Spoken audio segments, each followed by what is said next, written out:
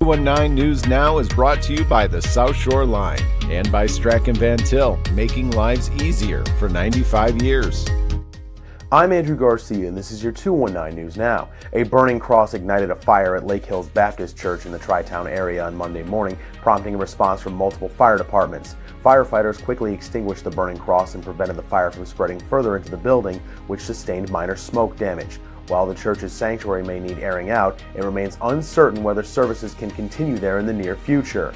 Democratic state lawmakers in Lake and Porter counties are organizing town hall meetings to oppose a proposal to redraw Indiana's congressional districts in favor of Republicans.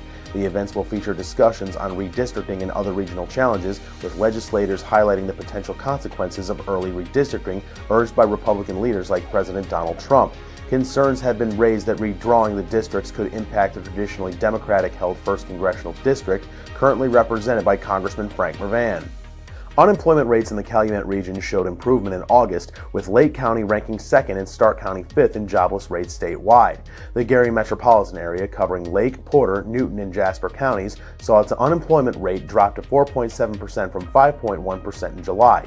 Lake County recorded a 5% jobless rate in August, down from the previous month and year. Howard County had the highest rate in the state at 6.2% overall. Indiana's unemployment rate held steady at 3.6% in August, while the national rate was 4.3%.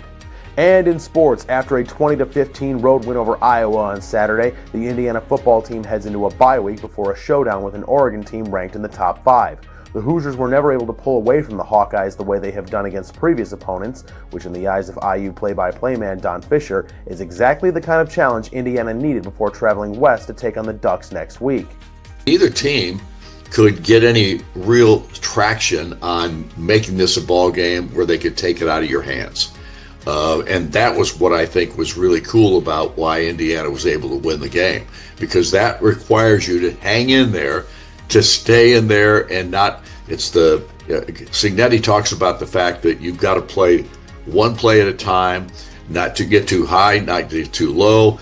You got to be steady and calm under those circumstances. And I think that proved that his philosophy about that absolutely pays dividends, which it did on Saturday.